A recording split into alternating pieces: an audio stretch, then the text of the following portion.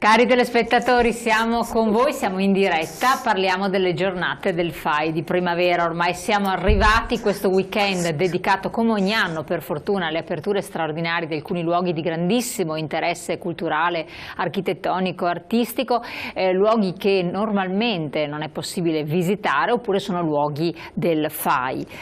Qual è l'importanza di queste iniziative? Da un lato sensibilizzare tutti indistintamente, ma anche i più giovani alla cultura.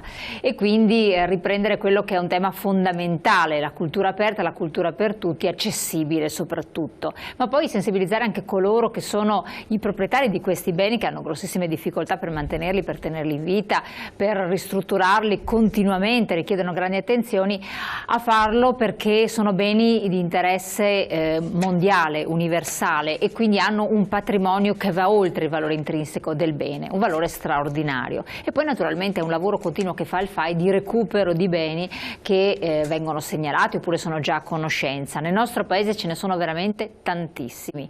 Allora andiamo a scoprire questo weekend, non in tutta Italia perché sarebbe una trasmissione di un'intera giornata per capire quanti sono, ma almeno nel territorio circostante, quindi nella regione del Veneto, quali sono, che interesse hanno. Poi andiamo a guardare in modo particolare con la lente di ingrandimento il territorio padovano, in virtù della presenza di un ospite più specializzato nel settore di Padova e dintorni, poi scopriremo il perché. E poi i giovani sono un'altra fetta importantissima del FAI, ovviamente un passaggio del testimone, ma sono partecipi attivi. Per chi frequenta le giornate del FAI di primavera sa che i giovani sono i veri protagonisti di queste visite, di queste grandi aperture. E allora incominciamo a presentarvi la presidente FAI del Veneto, Ines Lanfranchi. Thomas, grazie di essere ritornata qui con noi. Come ogni anno, appuntamento ormai fisso. Abbiamo Giulio Muratori, capo delegazione del FAI di Padova, ben arrivato con noi, architetto, e Marco Boscolomeo, coordinatore regionale del FAI dei giovani. Grazie anche a lei. Buongiorno. Allora, stavolta invece di cominciare dalla povera Presidente che già sotto tiro è assediata proprio in questi ultimi giorni, angosciata, cominciamo dai più giovani, dai, che così stemperiamo un po' gli animi. Perché i giovani? Perché il FAI giovani? Che cosa vuol dire? E poi tra l'altro, che mi è stato anche chiesto, come fare attività nel FAI come giovane?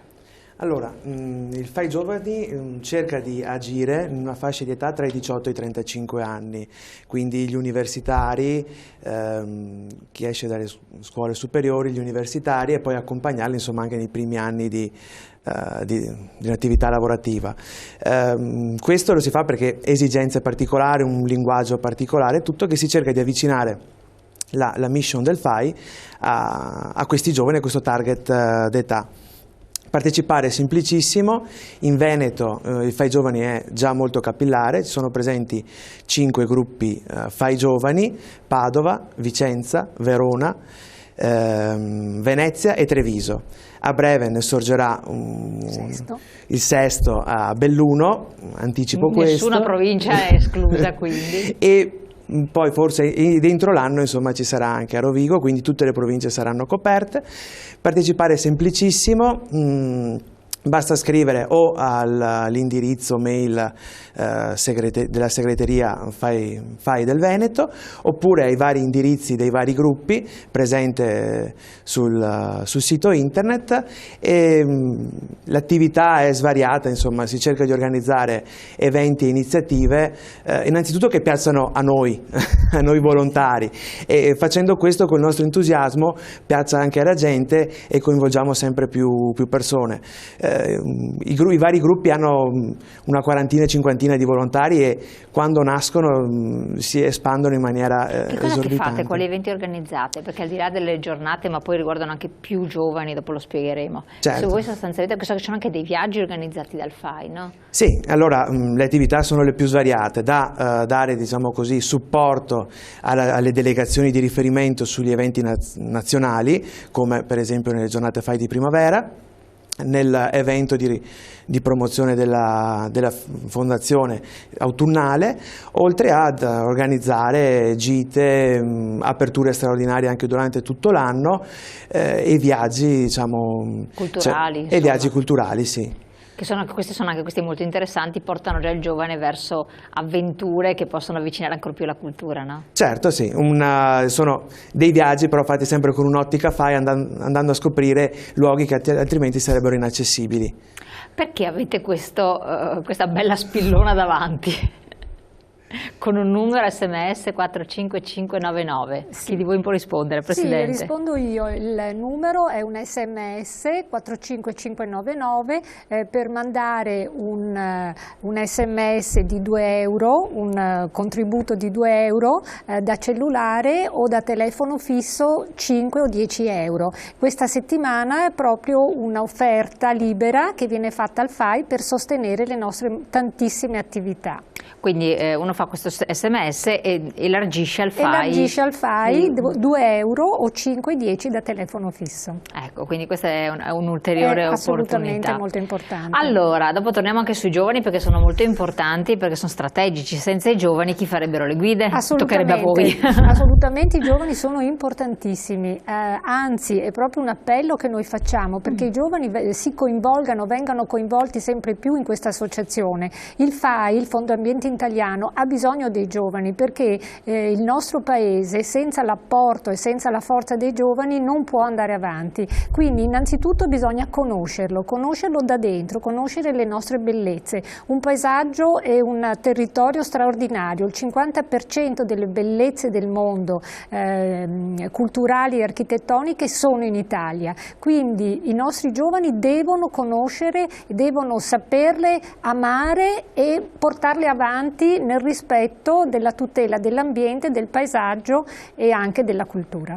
Come ciceroni sono coinvolti i giovanissimi, perché molte volte sono minori, vero? I giovanissimi sono delle scuole, sono medie e superiori. Addirittura medie? Medie e superiori, forse ci sono anche alcuni della quinta elementare e sono 30.000 in tutta Italia che vengono coinvolti sotto il nome Apprendisti Ciceroni e per 2 giorni faranno da guida agli adulti che pazientemente si mettono in fila per entrare nei vari beni. Ha detto pazientemente. Pazientemente, perché spesso le file raggiungono anche più di 1000 persone. Mamma mia. Sì. Quindi per tutti i beni è possibile prenotare, cosa si può fare, un po' il consiglio assolutamente, da dare? Su www.giornatafai.it si entra nel bene che si vuol visitare e dove è necessaria la prenotazione si prenota e si ha un numero e quindi poi si accede più facilmente. Se no durante la giornata gli altri sono aperti, quindi c'è sperare. Una entrata facilitata per gli iscritti FAI o per quelli che si iscrivono al momento, ovviamente. Cosa vuol dire diventare iscritti FAI? Iscritti FAI vuol dire avere una tessera FAI questa tessera non è solo un pezzettino di carta con cui si può avere lo sconto al museo oppure qualche vantaggio nelle librerie o nelle entrate libere nei beni FAI o nei beni del National Trust in Inghilterra. Avere una tessera FAI significa un impegno civile, significa far parte di un'associazione che si occupa dell'Italia. Non tutti sono disponibili perché non hanno tempo per prendersi cura del nostro paese, però facendo parte di questa associazione, in un certo senso anche loro partecipano, anche solo con il contributo della tessera, partecipano a questo grande sforzo che il FAI sta facendo per portare avanti l'Italia. L'Italia è un malato che ha bisogno del nostro aiuto. Degli esempi concreti dove siete intervenuti anche di recente o siete ancora in corso di intervento? Se l'architetto vuole dirlo lei. Prego Giulio. Sì, diciamo che da quando è nato ormai sono 54 i beni che sono stati salvaguardati dall'intervento del FAI diretto. Altrimenti erano... non sappiamo come sarebbero ora, perché i primi beni sono addirittura dagli anni 80, quindi forse avranno anche già bisogno di qualche intervento. Ma questo è solamente un intervento diretto sulle proprietà dei beni FAI, ci sono altre azioni che noi facciamo indirette su beni che non sono del FAI. E cito l'esempio di Padova, abbiamo 2 beni che abbiamo messo sotto la nostra lente di ingrandimento e che cerchiamo in qualche modo di aiutare nel loro percorso di recupero totale. E uno su cui siamo ancora attivi è l'oratorio di Sant'Antonio d'Anguillara. il luogo del cuore del 2010, e più di 8.000 firme raccolte in un paese di 4.000 abitanti. Questo è significativo quanto interesse ci fosse per questo recupero. Il FAI è riuscito a intervenire grazie ai luoghi del cuore che hanno un finanziamento da Intesa San Paolo, direttamente finanziando una quota dei lavori di intervento. Non sono ancora completati, ma l'immobile è stato messo in salvaguardia, rifatto le coperture, rifatti i serramenti. Che è già una cosa importante, una tutela sì, abbiamo salvato un bene, altrimenti se voi aveste visto le foto di com'era in precedenza, praticamente non c'era quasi più, oggi non ci sarebbe più. E poi abbiamo fatto un altro intervento al Sacello di Santa Giustina, attraverso un'altra elargizione fatta da Prada, e ci ha permesso di finanziare l'impianto elettrico del Sacello. All'epoca, prima del nostro intervento, c'erano i padelloni con gli spot che sparavano centinaia di kilowatt e di alte temperature a ridosso degli affreschi. Abbiamo fatto tutto l'impianto a LED e quindi salvaguardato l'integrità della superficie pittorica del Sacello, che ricorda l'edificio più antico della provincia di Padova, V secolo d.C. Ecco, per fare questi interventi, appunto dopo magari rivediamo delle immagini che sono anche molto emblematiche e significative. Vedevamo i castelli, vediamo tanti beni che sono l'abbazia di San Fruttuoso, che è famosissima, certo. Il castello di Avio, eccetera. Occorrono anche dei finanziatori economici. Lei citava prima un paio di finanziatori. Sì. Beh, diciamo che da sempre c'era un passaggio virtuoso. Il mercante, chiamiamolo così, acquisisce risorse economiche che poi nelle migliori ipotesi riversa nel patrimonio culturale che si accresce. Pensiamo a Venezia cosa è stata sotto questo profilo, quindi senza le risorse economiche la cultura fatica a camminare. Nel caso specifico noi in provincia di Padova abbiamo recuperato tra il 2007 e il 2011 Villa dei Vescovi. È un intervento molto impegnativo, alla fine sono stati necessari più di 8 milioni e mezzo, che ci dice: ma dove li avete spesi? Nel rendere utilizzabile il bene al pubblico. Per cui tutta la parte sì, quello è il problema. Infatti forse è stato superiore a quel che immaginavate. Sì, perché abbiamo avuto un'allegra sorpresa, dico allegra in senso ironico, quando nel rifare l'impianto a pavimento che esisteva abbiamo scavato e ci siamo trovati un cimitero dentro la villa, 36 tombe, e quindi fermi tutti, soprintendenza archeologica, blocco del cantiere, costo imprevisto di quasi 1 milione solo per questo. Ora però conosciamo la storia del sito del VI secolo. Cioè, può dirci? Sì, era un luogo fortificato ragionevolmente. Lì sempre a Villa Vescovi, quindi. Dove c'è Villa? Proprio al centro, il centro della villa, e c'era una torre, e c'è ancora l'incavo manifestato da un disegno a pavimento. Sotto c'è un incavo di 1,20 m di larghezza scavata in roccia viva, dove c'era una torre. Ragionevolmente era il sistema difensivo della famiglia dei Transalgardi, che in quel periodo dominava quella zona. Quindi avevano castelli di avvistamento, questo era un castello di avvistamento, le inumazioni trovate portavano a riconoscere i segni del lavoro di arcieri, di cavalleggeri, di fabbri-ferrai, bambini, donne, e tutta una serie di argomentazioni che sarebbe molto lungo spiegare, permettono la datazione del 650 d.C. Addirittura. Cioè dopo la famosa rotta della Cuca che ha allagato tutto il Veneto. Quindi si sono ritirati e 70 anni dopo esisteva questa comunità, e lì è rimasto proprio il segno. Quello che è straordinario è che il fulcro di tutto è ancora questa torre ottagonale che stava al centro di Villa, che è al centro di Villa dei Vescovi. Non la vediamo, ma sotto c'è. E quindi era un borgo abitato, insomma. Era un borgo, era un piccolo borgo, sì, intitolato a San Martino. Tanto poi la parrocchiale si sposta. Abbiamo le tracce dei gradini della chiesa, ma sarebbero ancora visitabili perché queste sono rimaste. Abbiamo creato la condizione che si possano ancora vedere per visitatori esperti, quindi non per tutti. Beh, ovvio. Questo bene del FAI proprio. Certo, questo bene FAI, donato dalla famiglia Olcese. E oggi è aperto al pubblico, nelle giornate FAI sarà visitabile. Sarà visitabile, quindi sì. Con prenotazione sa niente?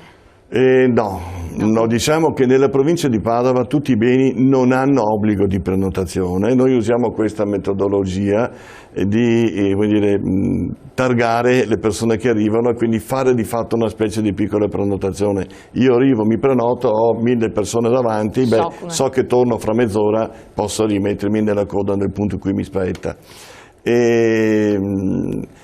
Quella della prenotazione diventa molto complessa come situazione e abbiamo la voglia di accogliere tutti, perché ovviamente la prenotazione obbligatoria mi limita tantissimo l'accesso. Assolutamente, anche psicologicamente sì. A volte può essere... C'è un bene che però riserviamo agli iscritti FAI. La sua caratteristica non consentiva grandi folle, è una villa di privati, la famiglia Todeschini a Noventa, ci apre casa sua. E per riguardo alla famiglia, per riguardo anche alla logistica del luogo, è riservato agli iscritti FAI, ma come si diceva, già detto bene, è aperta l'iscrizione sul posto. E quindi se uno volesse visitarla si iscrive e la visita. Ecco, questa, più volte abbiamo parlato di beni storici, anche in questa occasione di ville, sono un onere economico per i proprietari, lo sappiamo benissimo. Sì. Nell'esistere il FAI, si possono creare delle partnership con il FAI per poter preservare, quindi nella fattispecie lei ha portato un esempio, Villa Todeschini, possono essere delle strategie per preservare i beni? Come funziona? Qui dovremmo aprire una pagina e cominciare a scrivere un libro. Il problema serio è che non abbiamo ancora colto la grande potenzialità che possono esprimere le ville venete. Se noi analizziamo con la Presidente Fontanella, se noi analizziamo il sistema turistico veneto, scopriamo che è il paese, la realtà regionale, che ha il maggior numero di visitatori.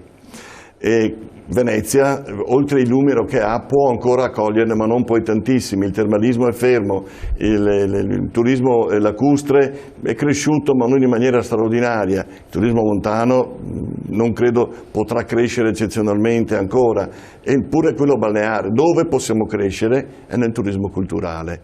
Qual è l'unico elemento di specifico che ha solamente il Veneto? La Villa Veneta. Quindi purtroppo non c'è un prodotto Villa Veneta e viene venduto di volta in volta dal singolo, dall'iniziativa personale, al limite della provincia. Quindi noi non abbiamo, come esiste nelle Highland, la Castle Train, noi non abbiamo i castelli della Loira, ma potremmo avere le Ville Venete.